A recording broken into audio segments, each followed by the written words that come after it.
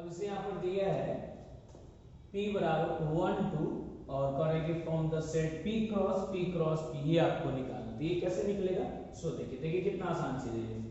तो इसको हम लिख देंगे P क्रॉस P बराबर यहाँ पर आएगा 1 2 1 2 1 इतना लिखा गया। अब देखिए 1 से मल्टीप्लाई करेंगे हम इस तीनों में, ठीक है। तो ये हो जाएगा 1 1 1 1 1, देखिए 1 1 1 यहाँ पर लिखा आएगा, ठीक है। उसके बाद 1 1 2 लिखा आएगा, 1 1 1 फिर 1 1 2 लिखे। अब 1 अब 2 के साथ ही चलेगा, ये जो हम लोग लिखे हैं अब यहाँ से हट जाएगा, ठीक है। ये यहाँ से हटेगा, देखिए ये आएगा 1 2 1 लिखेंगे, फिर यहाँ पर 1 2 2 लिखेंगे, ठीक है।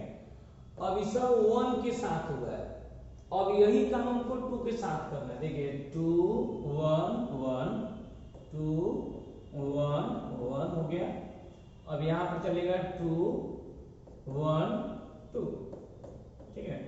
फिर इसको देखिएगा, इस सबको हटा देते हैं, यहाँ पे आएगा 2 2 2 2 1 और ये हो जाएगा 2 2, ठीक है। समझ गए होंगे। देखिए एक दो बार इसको देख लीजिएगा, सब क्लियर हो जाएगा, बहुत आसान है। देखिए क्या होगा, इसमें हुआ क्या है कि सबसे पहले हम 1 1 1 किए, फिर यहाँ पे 1 1 2 किए, ठीक है। फिर 1 अभी 1 के साथ जो चल रहे थे बीच वाला, अभी 2 के साथ चलेंगे 1 2 1 और उसके बाद 1 2 2, ठीक है।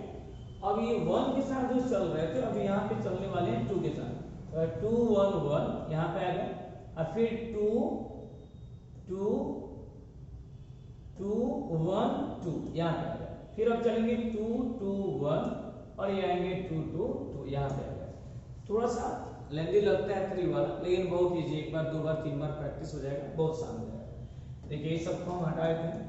अब आप समझ गए कैसे इसमें P क्रॉस P निकाला गया, जब आप समझ गए इसका रिजल्ट आ गया। अब देखिए नेक्स्ट इसमें जो अगला जो एग्जाम्पल है उसको हम लोग देखेंगे, ठीक है। यहाँ पर देखिए अगला एग्जाम्पल को आप ध्यान से देखिएगा। ये देखिए अगला एग्जाम्पल क्या कर रहा है, तो अगला एग्जाम्पल इसी टाइप से थ्योरेटिकल है। देखिए कह रहे हैं यहाँ पे, correct if R is the set of all real numbers, R कोई सेट है रियल नंबर का, correct what doing Cartesian product R cross R and R cross R represent. यानी कहने का मतलब ये है कि आप ये बताइए कि कार्टेशियन प्रोडक्ट जो आप R क्रॉस R जो निकालते हैं उसको रिप्रेजेंट कीजिए, यानी R कोई रियल नंबर है तो उसको R क्रॉस R को भी आप रिप्रेजेंट कीजिए और R क्रॉस R को भी रिप्रेजेंट कीजिए। अभी तो आप एग्जांपल में देखेंगे, जैसे A क्रॉस B है, इसका मतलब क्या है, इसमें 2 एलिमेंट्स रहेगा, पहला सेट A का होगा, दूसरा सेट B का होता है ना। तो A क्रॉस B 2 डायमेंशनल में होता है, और यदि इसमें 3 सेट यदि दे दिया जाए A cross B cross C, तो A जो होगा सेट A का होगा, B जो होगा सेट B का होगा, C जो होगा सेट C का होगा, और वो 3 डायमेंशनल में होता है। इसी बात को केवल मुझे लिखना है यहाँ पर। देखिए यहाँ पे इस बात को लिखा गया है, कह रहे हैं इसके सॉल्यूशन में कि the Cartesian product of R cross R represents the set R cross R बराबर x y। R cross R जो हम लिखेंगे उसमें हम x y को लिखेंगे, जिसमें x जो होगा वो सेट x जो होगा ये भी रियल नंबर का सेट होगा, और y जो होगा वो भी रियल नंबर का सेट होगा। x भी R का एलिमेंट्स होगा और y जो होगा ये भी R का ही एलिमेंट्स होगा। और ये जो है correct which represents the coordinates of all the points in 2 dimensional space.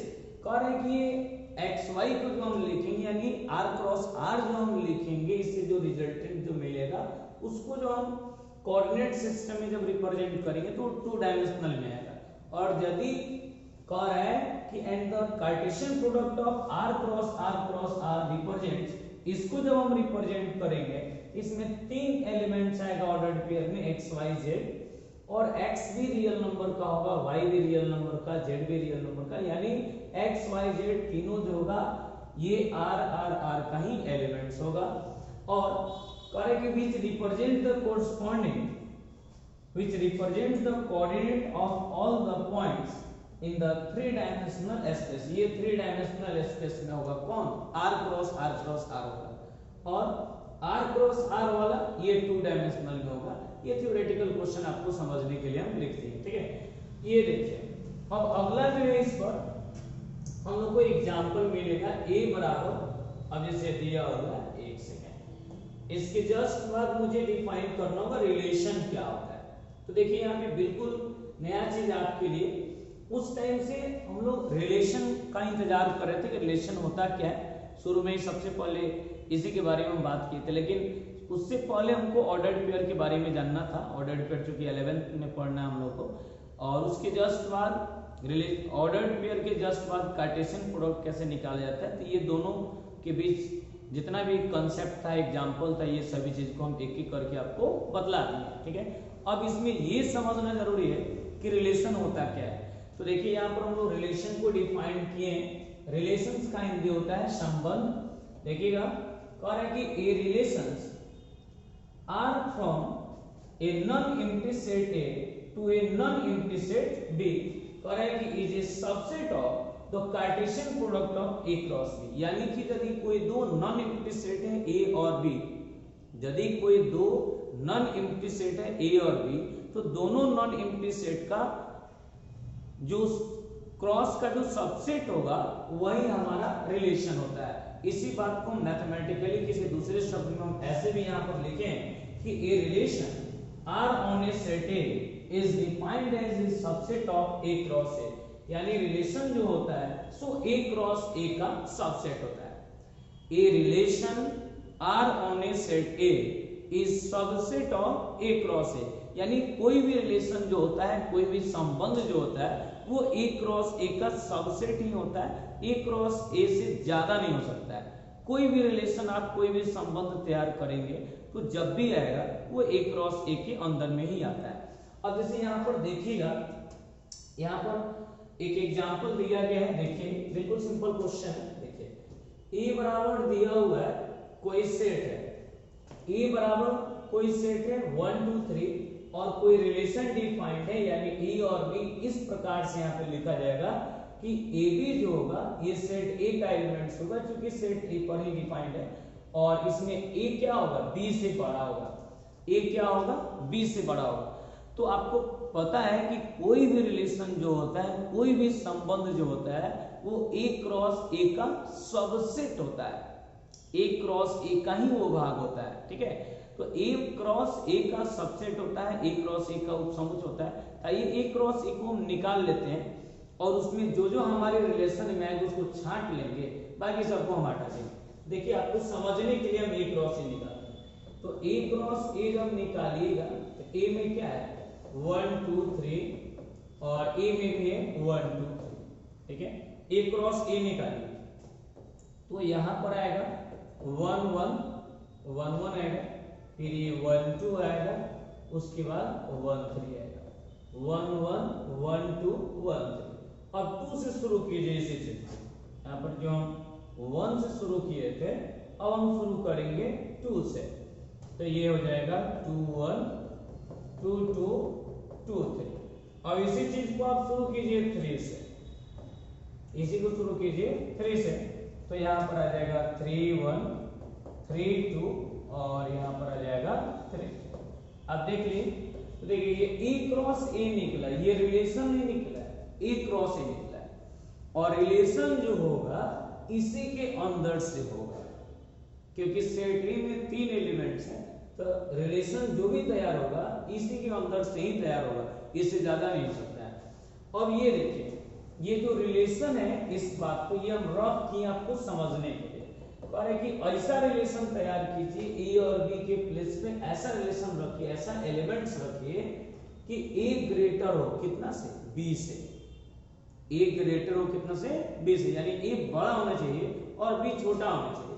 तो देखिए ए बड़ा हो बी छोटा हो, तो ये तो बराबर है। देखिए ये तो बराबर ये नहीं होगा, ये 1 छोटा है 2 से, ये भी नहीं होगा, ये भी नहीं होगा, हाँ ये हो जाएगा।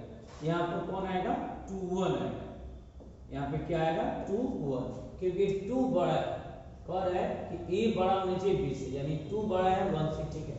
ये नहीं होगा, ये भी नहीं होगा, हाँ ये 3 1 वाला हो जाएगा, ये 3 1 हो जाएगा, 3 2 भी हो जाएगा क्योंकि 3 भी बड़ा होता है 2 से, 3 3 ये भी नहीं होगा। तो देख लीजिए सब नहीं था, नहीं था। इसमें कौन कौन आया, तो 2 1 आया, 3 1 आया और उसके बाद 3 2 आया, 2 1 3 1 3 2, बस यही तीनों आया है। ये आपका रिलेशन तैयार हो गया। किस कंडीशन के लिए, तो A is greater than B के लिए, ठीक है। अब इस पर एक और क्वेश्चन हम आपको देते हैं, रिलेशन कैसे तैयार किया जाता है उसके लिए एग्जांपल आपको दिया जा रहा है। ये देखिए यहाँ पर जैसे कह रहा है कि A बराबर कोई सेट है 1 2 3, वही वाला क्वेश्चन दिया हुआ है, और कोई रिलेशन यहाँ पे इस प्रकार से डिफाइंड है, ए बी को इस प्रकार से लिखना है कि ए बी सेट इनका एलिमेंट्स होना चाहिए, लेकिन ए इज लेस देन बी, ए कितना से छोटा होना चाहिए, बी से छोटा होना चाहिए। तो देखिए आपको सबसे पहले ए क्रॉस ए निकाल के समझना होगा कि इसमें क्योंकि ए क्रॉस ए का ही सबसेट होता है रिलेशन, तो ए क्रॉस ए आपको चाहिए, ए क्रॉस ए संयुग से हम यहाँ पर निकाल लिए हैं। इस बात को कि लेते आते हैं क्योंकि आपको भी इसका काम पड़ेगा, इसी से आप काम निकाल लेंगे आसानी से। देखिए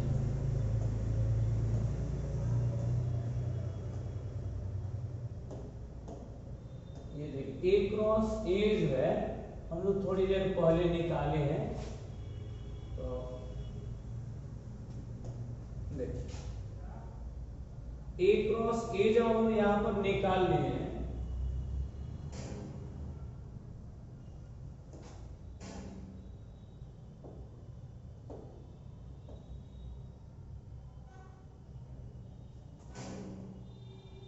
ए क्रॉस ए हम लोग यहाँ पर निकाले, तो देख लीजिए यहाँ पर इसी से देखे काम चला लीजिए, हो जाएगा आसान से। तो देखिए यहाँ पर सबसे पहले क्या चाहिए कि इसमें ए छोटा होना चाहिए बी बड़ा होना चाहिए, ए छोटा होगा बी बड़ा होगा।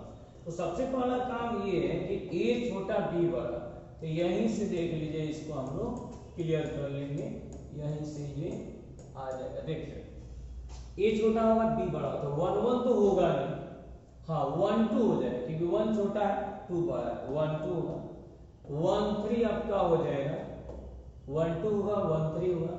फिर यहाँ पे देखिए 2 3 होगा, तो आप यहाँ पे 2 3 को लिख दीजिए।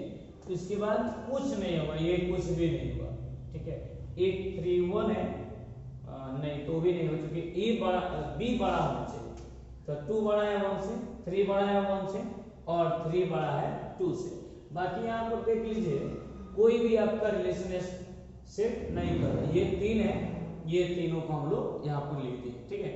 तो इसी टाइप से हम लोग रिलेशन तैयार करते हैं, जिसके लिए क्वेश्चन में पाएगा उसके लिए लिखा जाता है, ठीक है।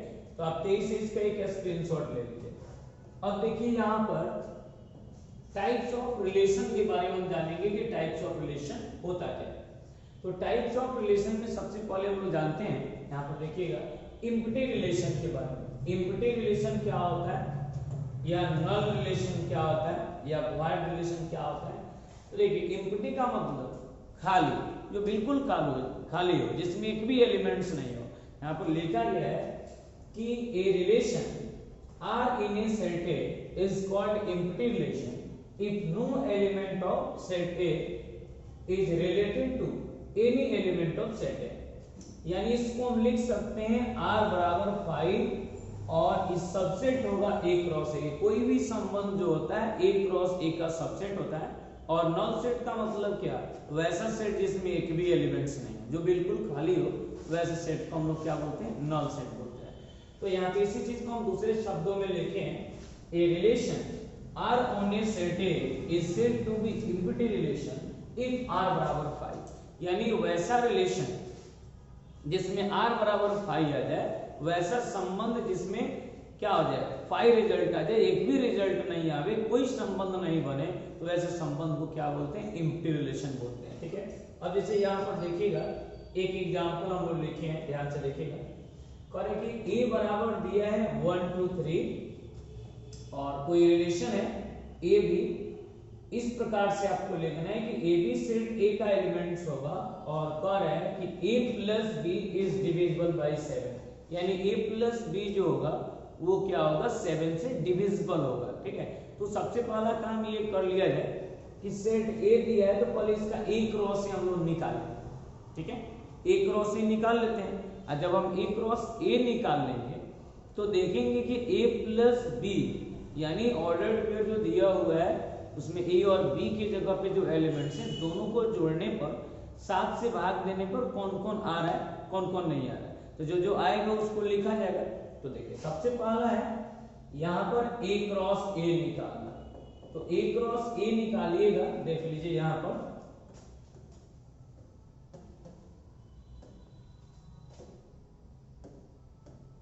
देखिए आप यहाँ पर सबसे पहला काम ये है कि मुझे ए क्रॉस ए निकालना होगा इस रिलेशन के लिए। तो ए क्रॉस ए में क्या होगा 1 2 3 क्रॉस 1 2 3, देखते चलिएगा ये आ जाएगा यहाँ पर 1 1, फिर 1 2 1 3, यहाँ पर 2 1 2 2 2 3, उसके बाद 3 1, देखिए 3 2 और यहाँ पे आ गया ये 3 3।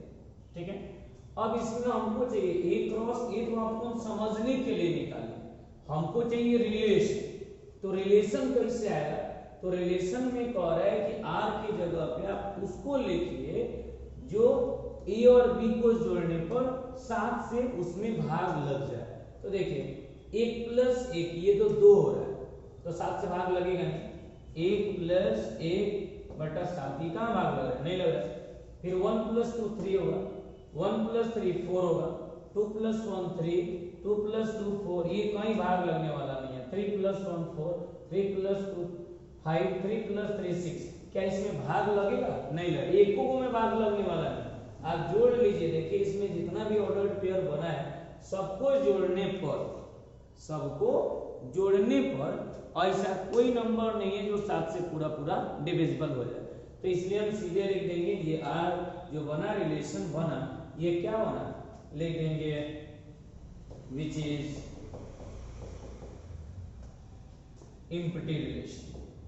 ये कैसा रिलेशन बना, तो इसको बोल देंगे एम्प्टी रिलेशन बना, which is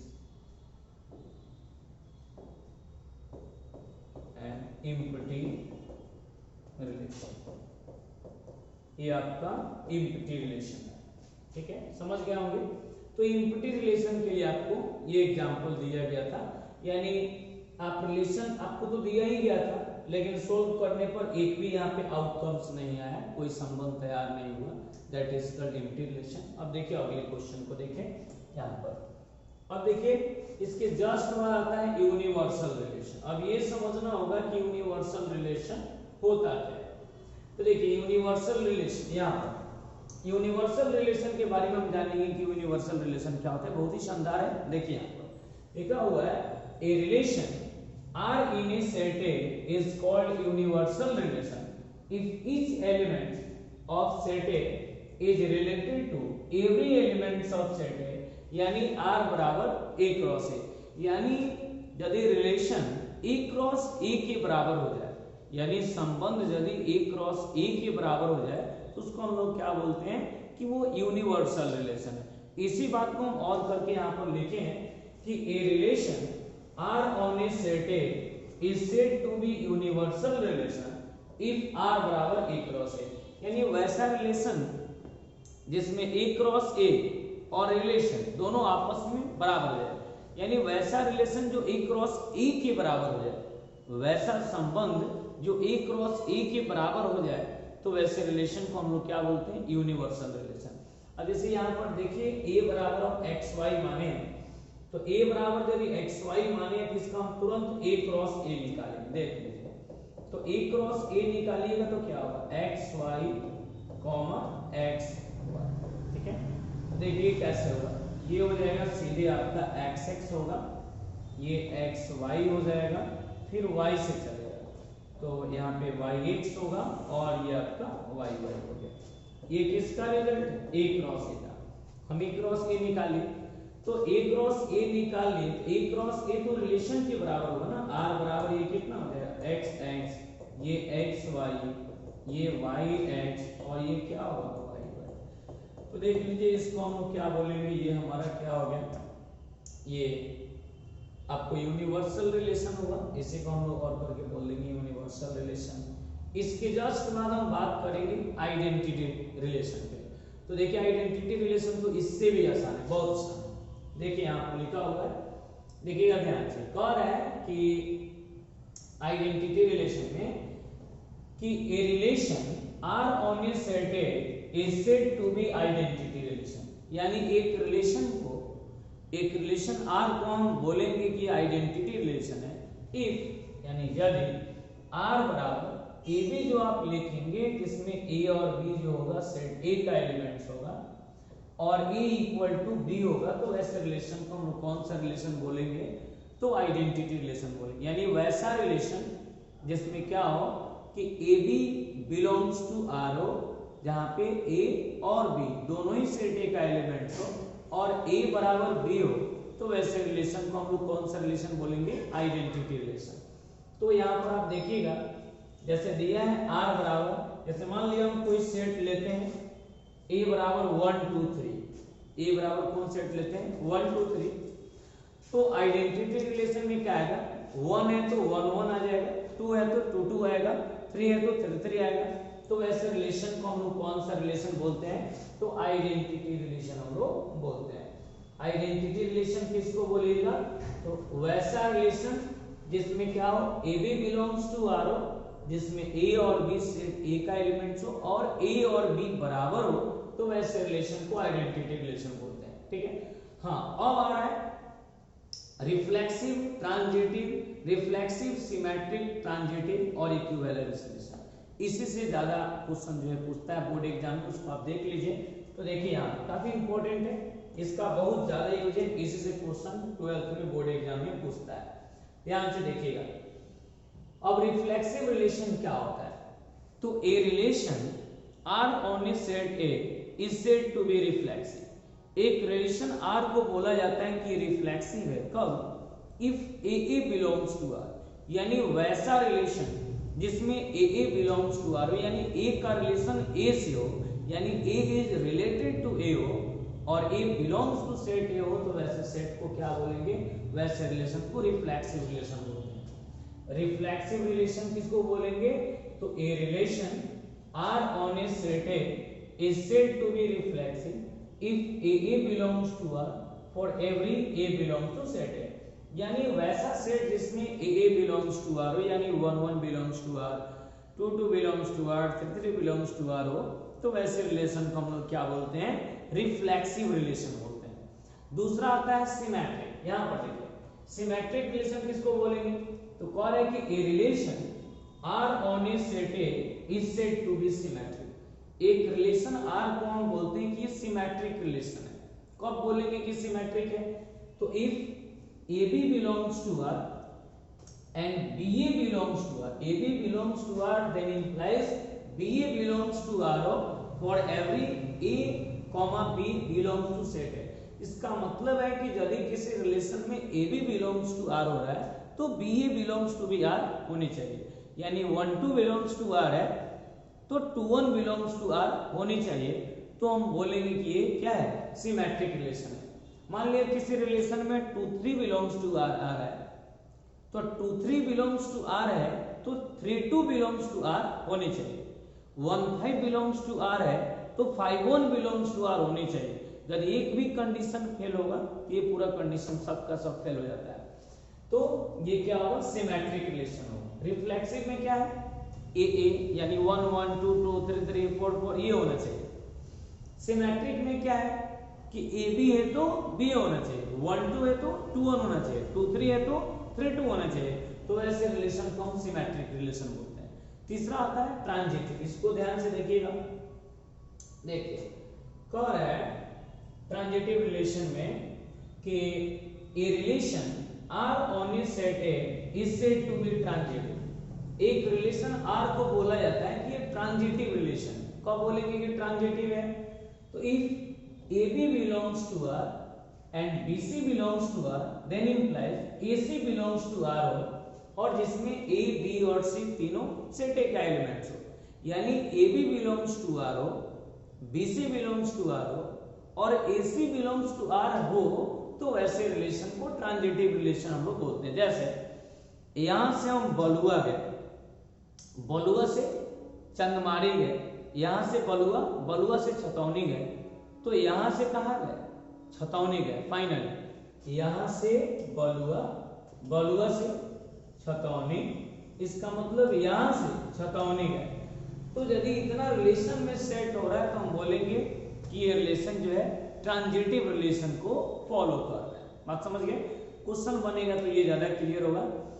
reflexive A belongs to R, symmetric A B है तो बी होना चाहिए, ट्रांजिटिव ए बी है, बी सी है तो ए सी होना चाहिए।